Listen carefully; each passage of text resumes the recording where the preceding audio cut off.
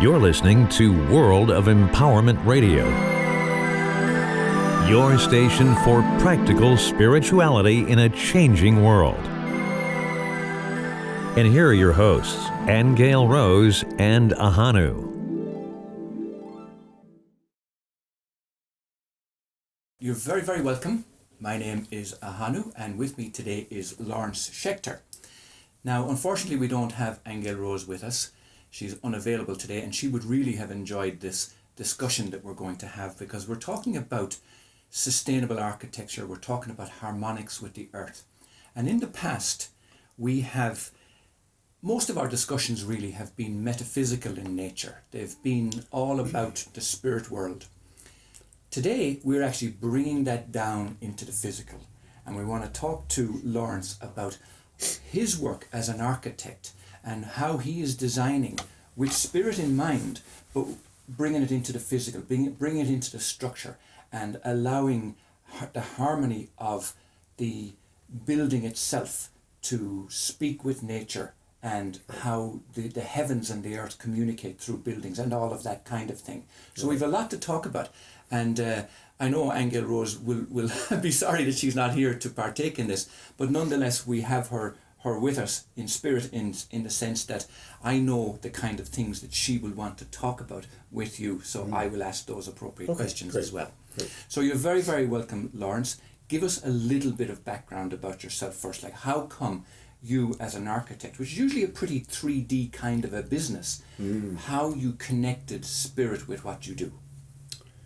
Well, I have over 45 years of architectural experience, gone through the College of Hard Knocks as well, to begin with, starting at the University of Illinois. And after graduating there about over 50 years ago, found that working in the corporate world was not very satisfying, although it was architecturally significant and did a number of really important buildings that have contributed to the mainstream. But I found that there was something essential that was missing, and that was a sense of purpose in the larger scheme of things. Right. And when solar architecture began to surface in the 60s and 70s, I recognized there was a pathway that made a lot of sense and in fact connected us to the larger environment. And as inhabitants of a cosmic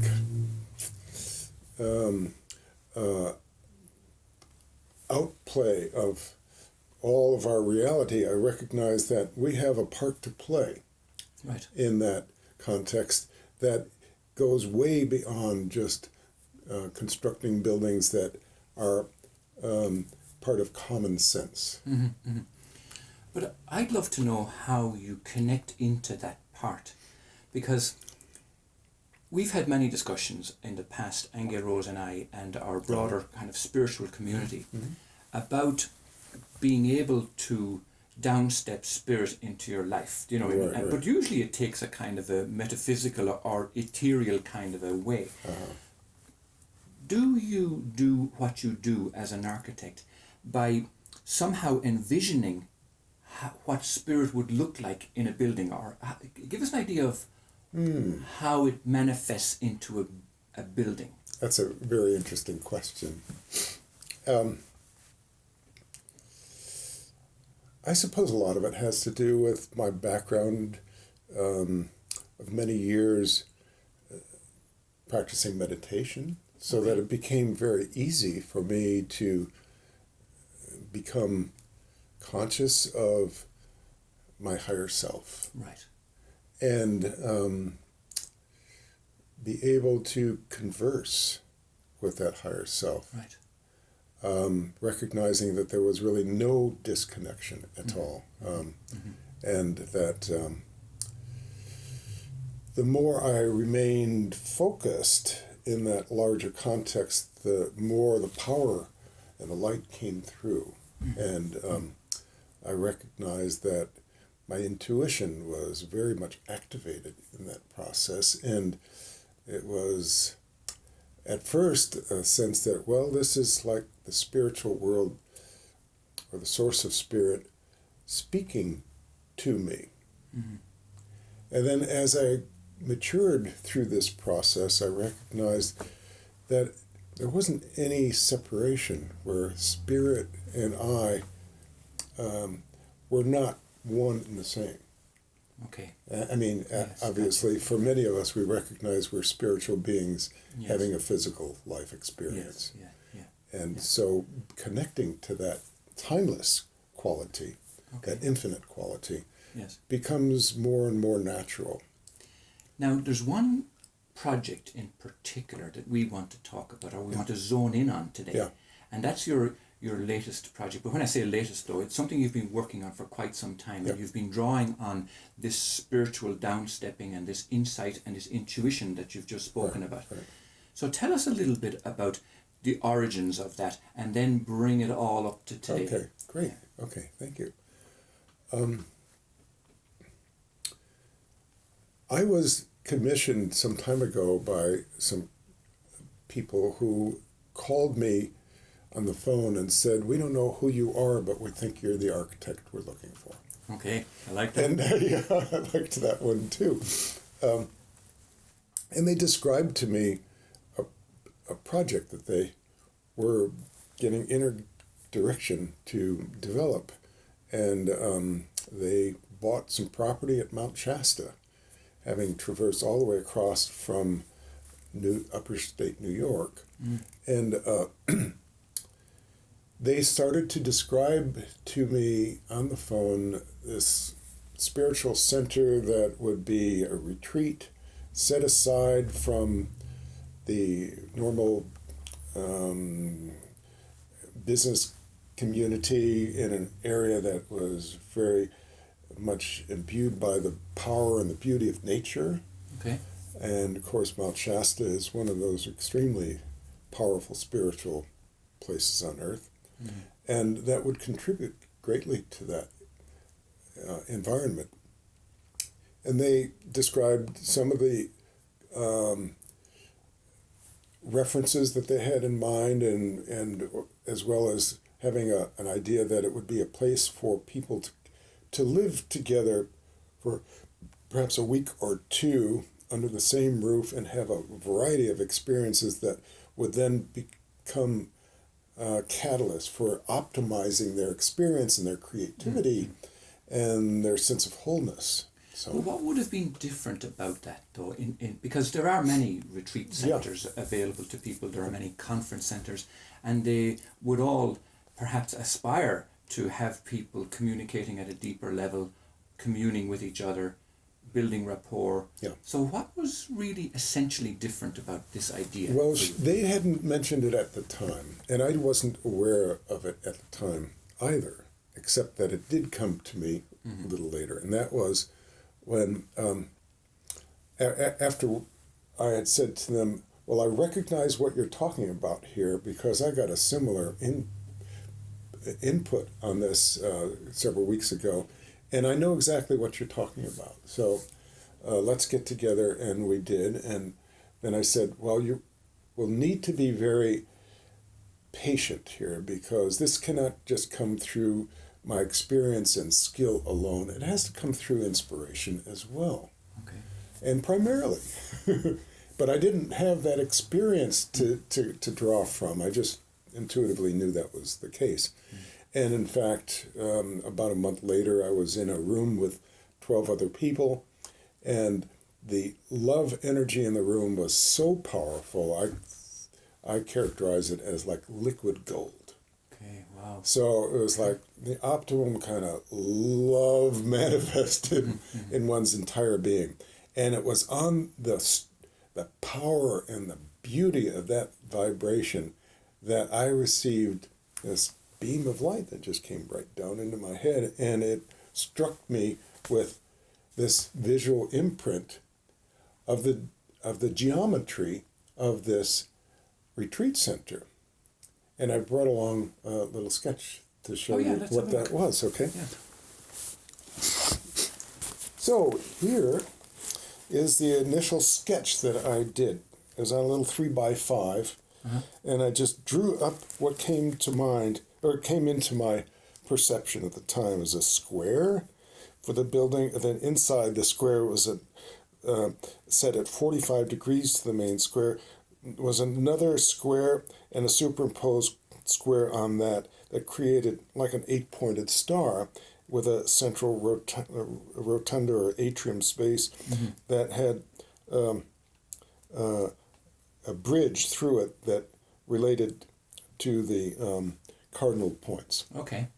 And then I enlarged it. Now, I must comment on this particular little sketch because I know Aingeal Rose would be attracted to that simply because she's aware that an offset of 45 degrees is an entry into like a portal to another dimension, and an offset of 90 degrees is actually stepping into another harmonic universe. Right.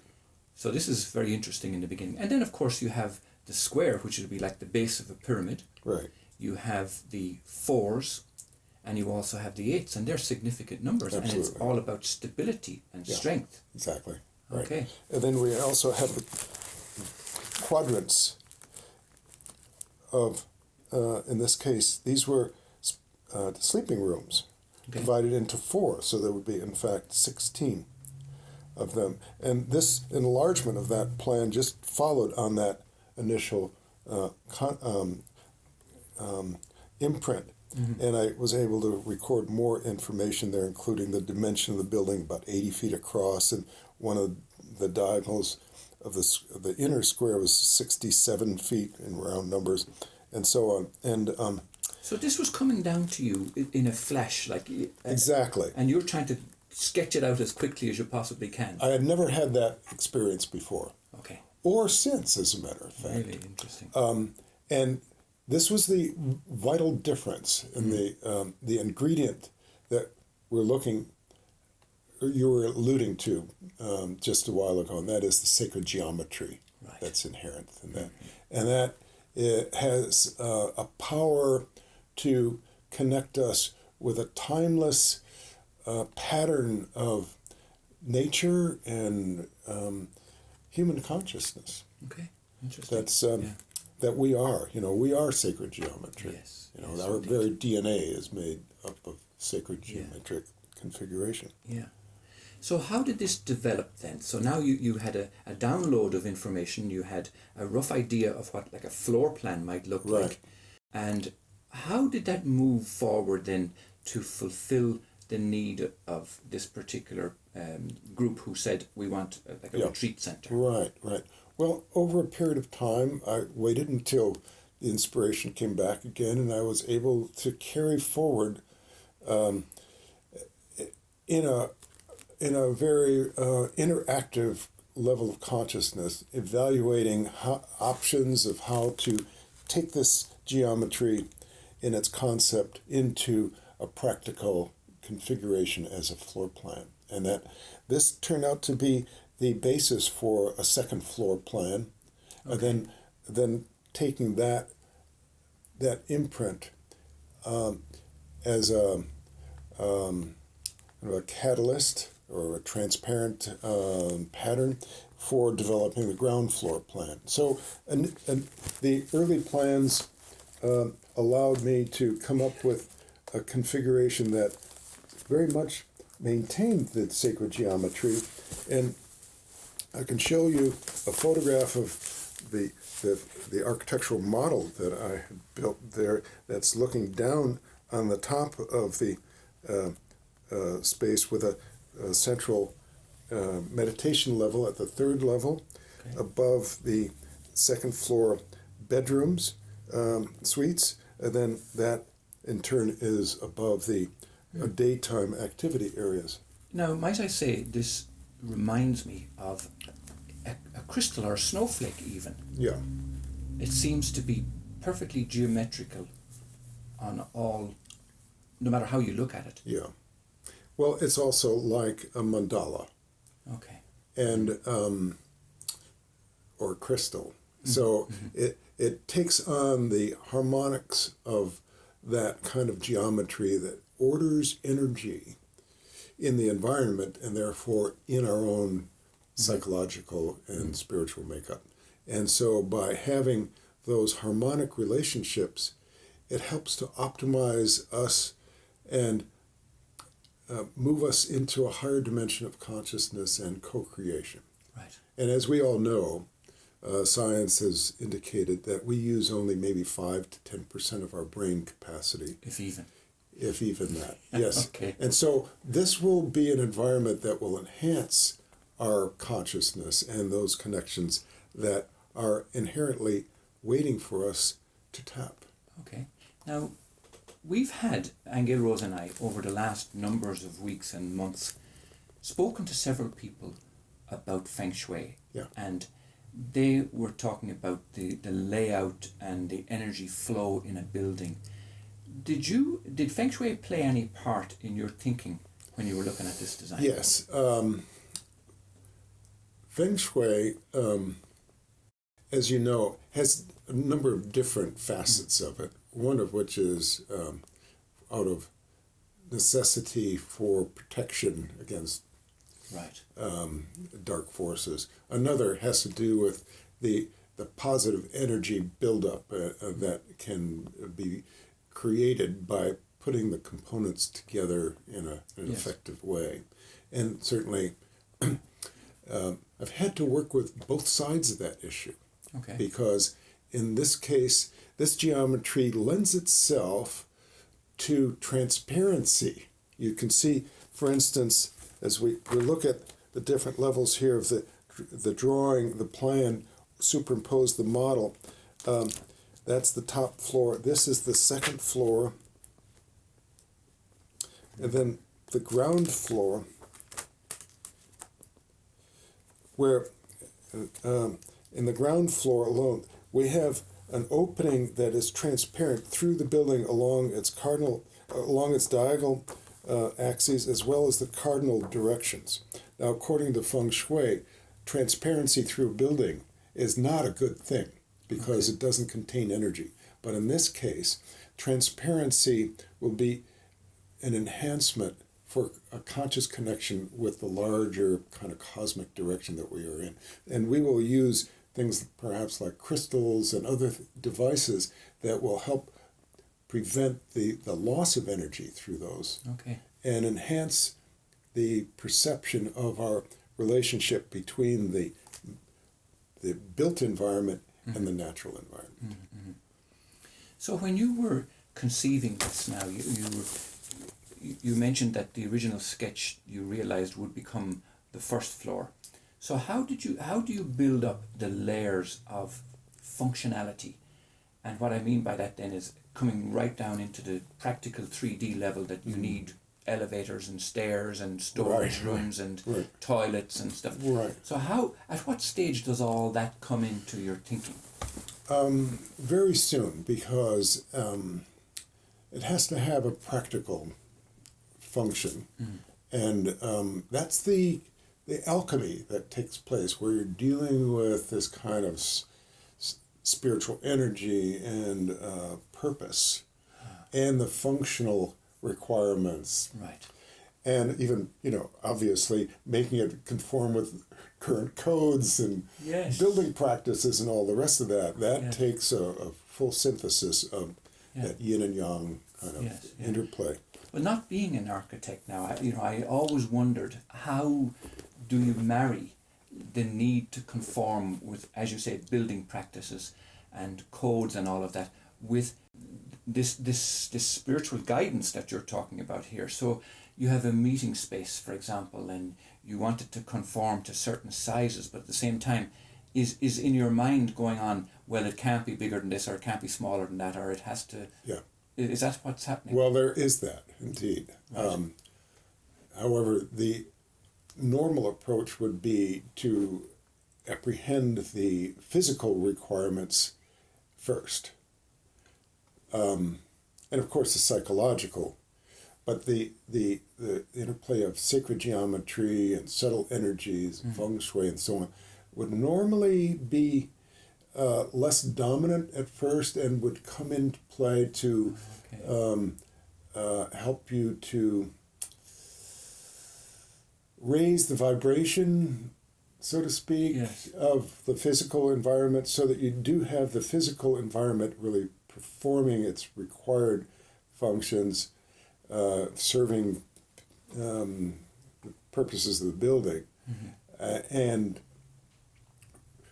also rendering it in a way that makes it optimized in terms of its purpose according to spiritual principles. Okay. And would you have encapsulated early on in that initial download, would you have got the image, let's call it, of the entire project? And what I mean is that it's going to have 16 rooms, 56 rooms, it's going to be 4 stories, 10 stories. You know, would you have had all that information at that point? No. Okay. No, that's an iterative process. You know, the initial seed idea is planted deep within, and the co-creative process of my own intelligence Right. and its elevated counterpart, shall we say, Right. Yeah. in the spirit realm, come into play, and it's a dance as we go through the process, and things get adjusted. It's just like a rocket ship sent off to another planet. You know, it's sent off in a general direction, in a specific direction, but we are always having to adjust Fine-tune it. the direction Right. through fine-tuning in order to get there. Right. And so in this process, the fine-tuning has to do with all the practical things as well. So that fine-tuning is now at a point where it conforms with all the building codes, it fulfills the function of the retreat center, it has the meeting rooms and all of that functionality that's necessary, it has its position, you will position it in terms of the cardinal directions, it's got the sacred geometry. What other considerations were there, like light, for example? Tell us about how you thought about how you would maximize the light from the north, south, east, or west, or that kind of thing. Yeah, perhaps we could use this model Sure, in that case. We can see here a model that I built of the design.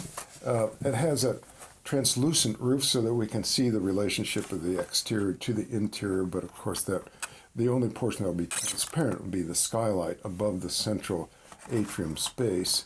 And it's very much like a pyramid in a sense. It has a 6 and 12 roof pitch, and which is very typical in the building industry.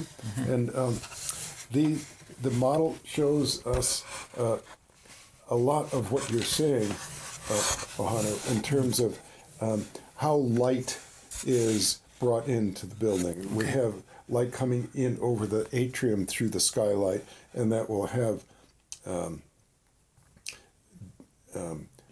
computer-operated screen devices to edit the light, to prevent it from being overly overpowering, or to darken it entirely at times during the day, and insulate it at night.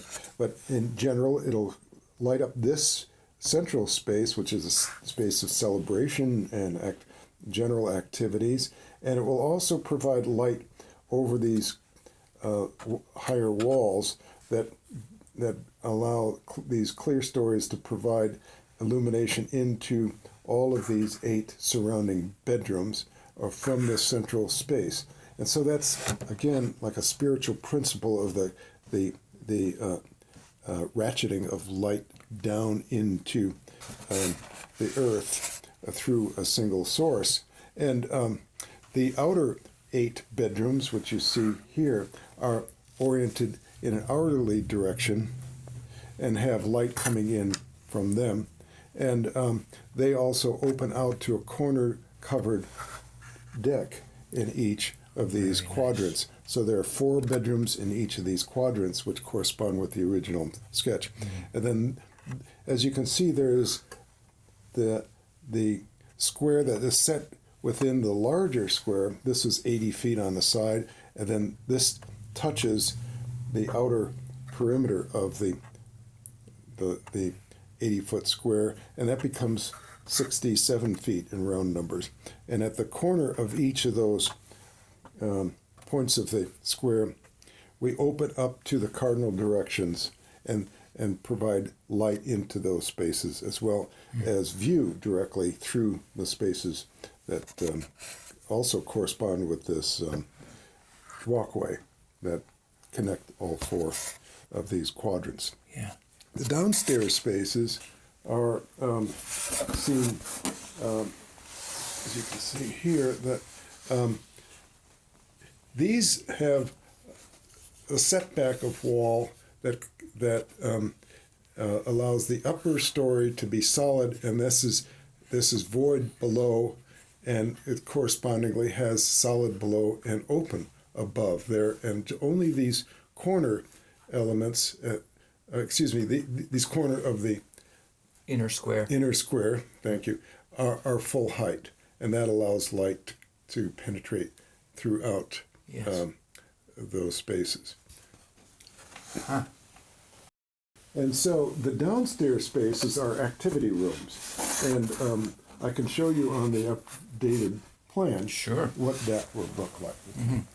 Let's take a quick little break right here and remind our listeners that we're speaking with Lawrence Schechter, and he is an architect on a mission, actually, because it's a wonderful project that you've developed here, and it brings harmony into the building space, into the living space, into the accommodation, into the meeting rooms, and is very much in line with sacred geometry and sacred principles and feng shui and all of that. But do stay with us. We'll be right back after this break.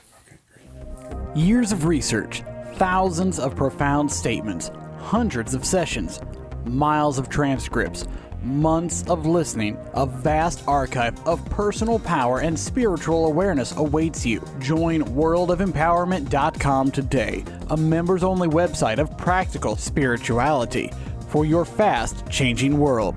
worldofempowerment.com. Ahonu's book, The Reincarnation of Columbus, is his true story of the loss of his first child, his pain and struggle with grief, and the guilt that followed. It forms his entire philosophy of life, and is a superb rendering of the unfolding of spiritual awareness. The Reincarnation of Columbus is a true epic voyage from the pain and sorrow of a father's grief to a new world of empowerment, love, and forgiveness. Get your copy on Amazon.com or on Kindle for $2.99 by searching for AHONU, or visit http://thereincarnationofcolumbus.com. That's all one word, thereincarnationofcolumbus.com. Okay, you're welcome back. My name is Ahonu, and I have Lawrence Schechter with me, an architect who is into sacred geometry. He's on a mission with a particular design that we're speaking about now. And before the break, we were talking in general about his design process, how it came down to him, how he gets the idea, how he knows that it's in line with spirit and it fulfills all the necessary functionality at the same time. So now we want to talk more about your mission, really, how that's now pouring out into the community. Tell us what's happening, where it came from, and how it's now flowing out into the actual development of this project. Well, the source of all of this was a process of redefining what I felt was the higher calling for architectural practice. And I had felt that with all of the technological advances in modern contexts of building, we have only begun to scratch the surface of a higher order of purpose that will help to optimize the support of our development as conscious beings in the world. Right.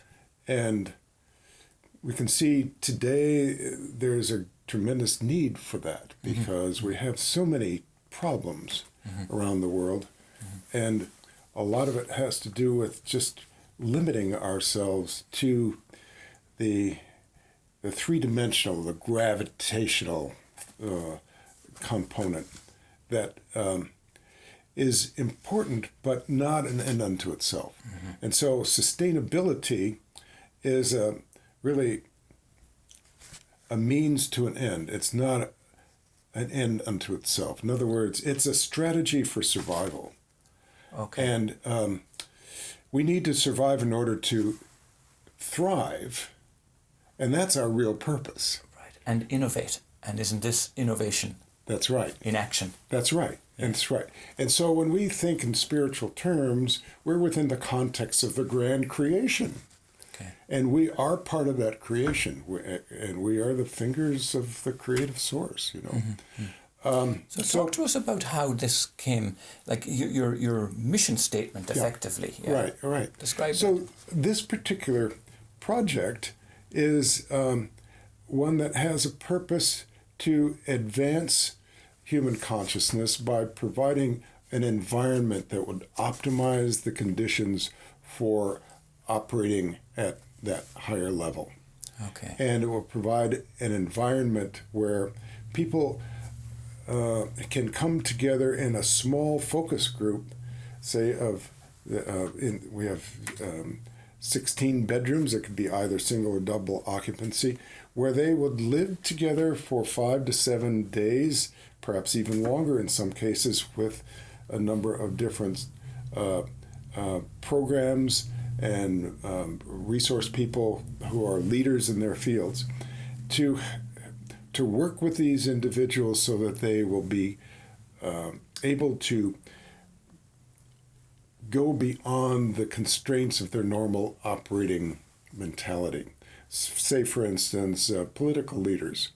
If we get 16 political leaders here, some of whom are adversaries, to be able to live together for that period of time, they have activities, they eat together, there's a whole programmatic focus on advancing their ability to question the way things are and look at what it would be if we, for instance, were able to create peace on earth rather than perpetuating this separation that and I know that many to protect us, you know. Well, I know that many of our listeners would ask the question right now that what is it about this particular building that would allow them to ask the what if question or to look towards peace, as opposed to any meeting in any other hotel or convention center or a government building and asking the same question? Well, I believe that the spiritual inspiration for the design was intended for this purpose, so that people could be in an environment that had the sacred geometry, the proportions, the use of light, and the challenges the environment provides for people to grow and to perceive beyond the limits of their present MO.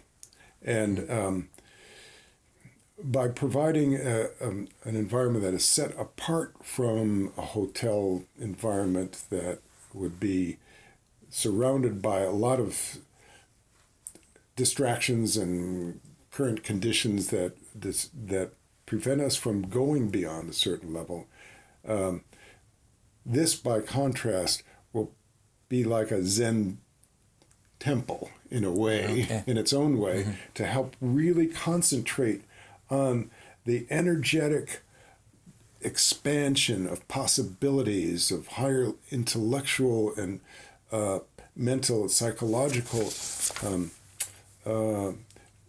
confluence with one another.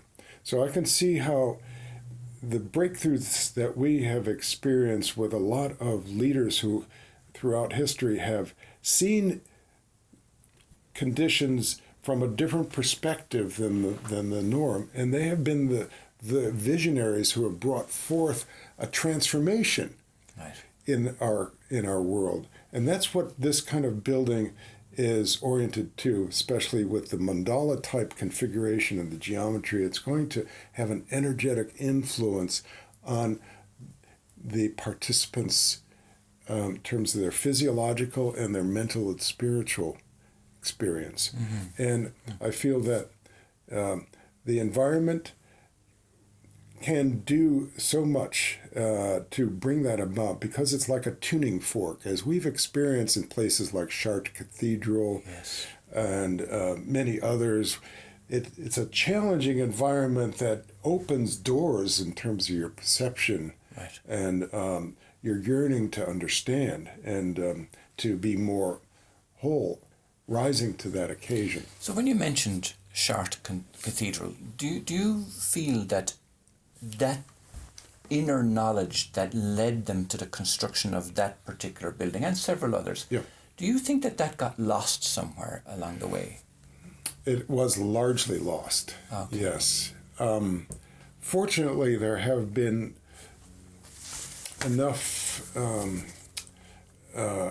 people who could recognize what has been preserved in the proportions, the geometry, and so on, and in the windows, what have you, the way light penetrates the darkness, to help us to understand what they were doing. Right. And this is what a large part of the intention here is, to provide doorways of perception.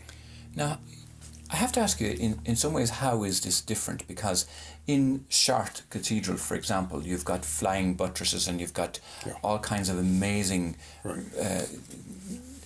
pieces of design that were necessary to support that particular structure. Plus you had the relationship with the sacred geometry. Now, are those principles carried through here, like the golden mean ratio? And Right, they are. As a matter of fact, now the design has been modified somewhat since its initial conception 40 years ago to include more updated requirements for bedrooms, all to have their own bath and so on, but also to incorporate a different way of registering the sacred proportions. For instance, the golden mean proportion, which is expressed throughout nature, is expressed in the atrium space, which is 27 feet across on each side of the square. Well, the diagonal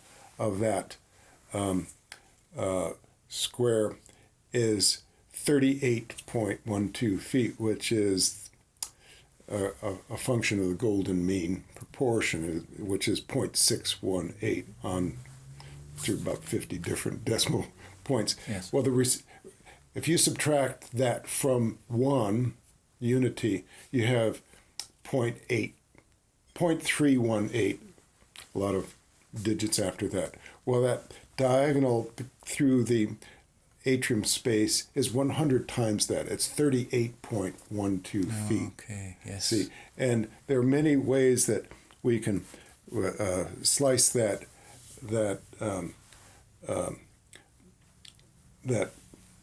apple, but it inevitably comes back to a proportion that of the golden mean as a symbol and as a more than a symbol, a kind of a nucleus of this whole.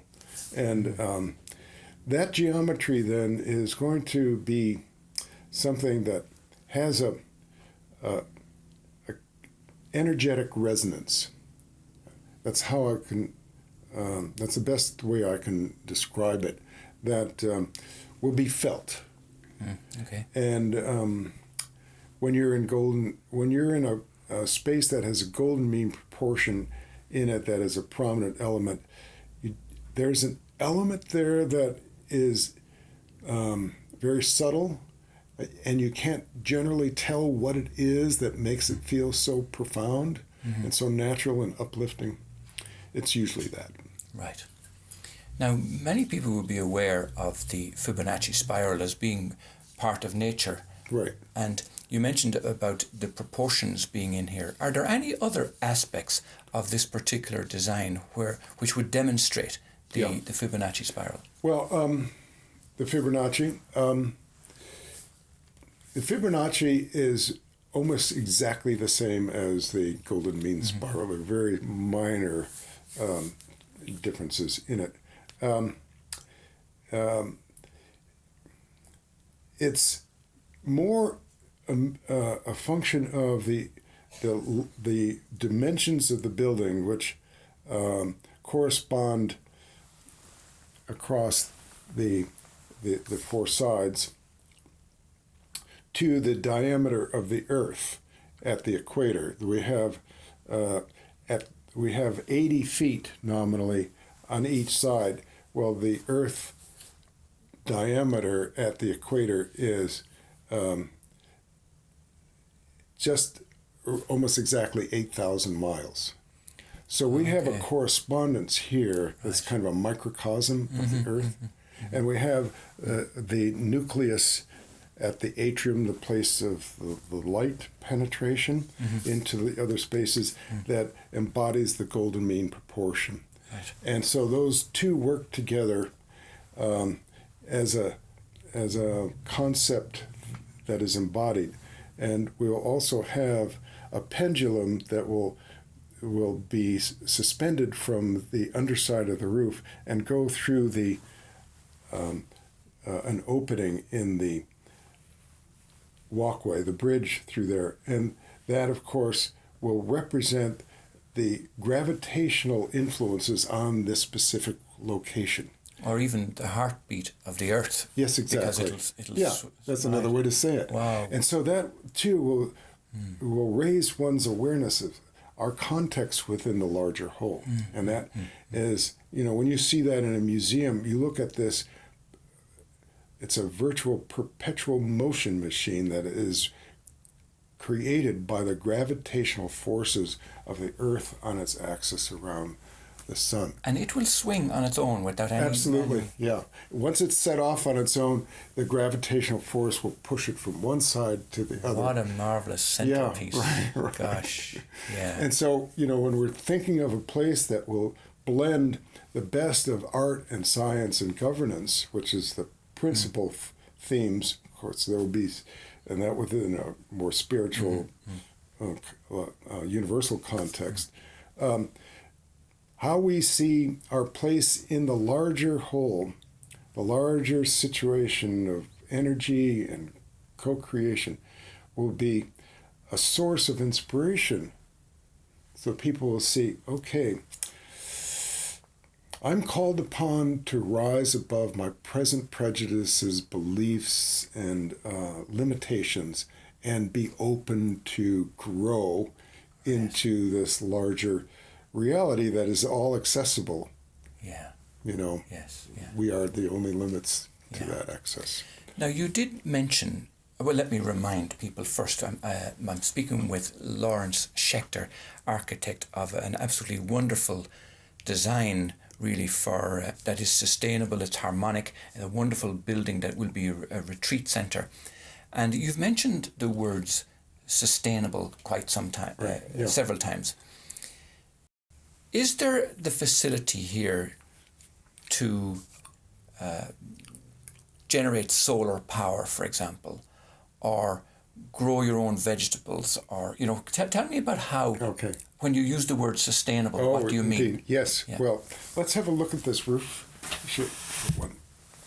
Thank you very much. Okay. So each of these four facets of the roof will be facing a cardinal direction, and say this is the north side, which is the entry side, and the south side is facing where the solar energy is most heavily concentrated during the daytime.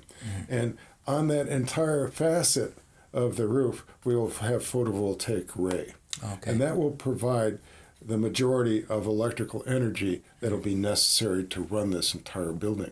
And would it be enough from that section of the roof to run the building? Well, yes, mainly because we'll also be conserving electrical use in the building with a more advanced technology for greater efficiency. Right. And we will also have solar greenhouses on the south side.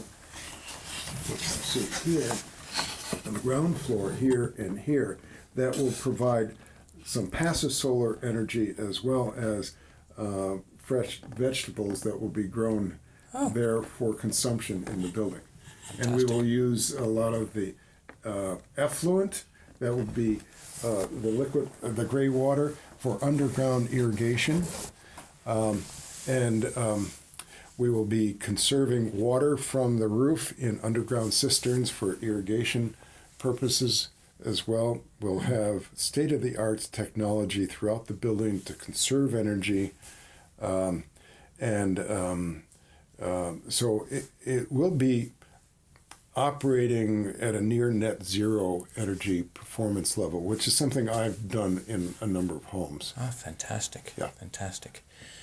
Is this replicable? In other words, this design gets built. Is it likely that every country will want one of these, every community would want one of these, every government, every state? It's entirely replicable. And the idea here is that we can see this being an initial stage in a process that would then grow out into a network regionally and then potentially internationally. And of course, each region would require a modification of the architecture in order to be consistent with its locale and its climate and its cultural context as well. But the interior makeup of the building would be essentially the same, and that would help then for economy's sake, where a lot of things could be prefabricated and shipped to different locations that may not have those advanced technologies yet.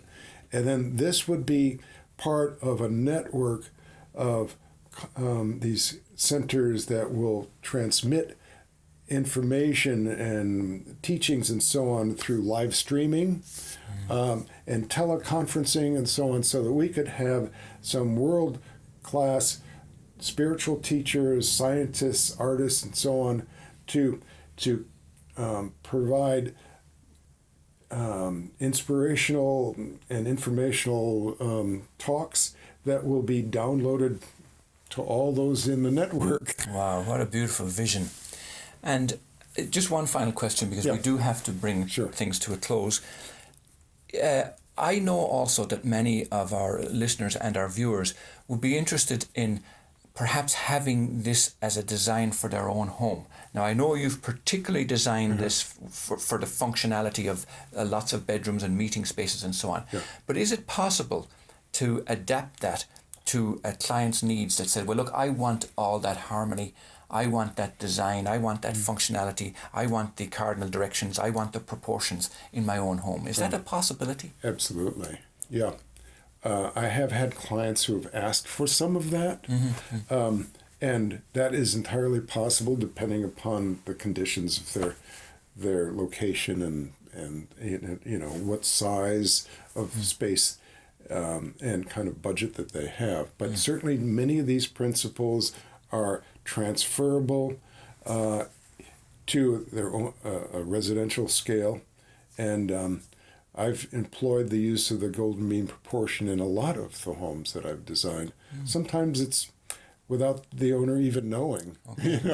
It just enhances the healing quality and the resonance, the sense of peacefulness. Isn't there a recognition in us, though? We recognize it without necessarily it being cognitive. Right. And often an architect will have an inner road with their clients who would be inclined to go with his or her suggestions as part of the design strategy. As long as it fulfills their basic requirements, then we can always do an enhancement, an added value, so to speak. Yeah. Okay, Lawrence Schechter, tell people where they can get in contact with you. Give us your website and your details. Okay. Thank you. It's schechterarchitect.com. Do spell that out, though, because... Okay, well, perhaps you can put it... We will. We'll put That's a listing. We will, absolutely. Schechterarchitect.com. Yeah. Super. Okay, that brings us to the end of our program today. We're absolutely delighted for you to come in. I know, as I said in the beginning, pleasure. Aingeal Rose would have loved to have spent some time with you today. Do come back again, because we want to follow the development of this. Okay. We want to be able to see this as the foundation stone goes in. And we want to talk to you about the difference it's making in people's lives. So we do want to stay in touch about that. And also there will be an opportunity for people who are so inclined to help contribute towards its manifestation financially. Right. So we'll get that set up. Yes, and they will be able to do that through your website. They'll contact you through the website. We'll work that out. It won't be Super. through my own personal. Okay, all right. It's been an absolute pleasure, and thank you so much for coming. Thank you. in. My pleasure too. Thank you. Thank you. You have been listening to Aingeal Rose and Ahonu on World of Empowerment Radio, your station for practical spirituality in a changing world.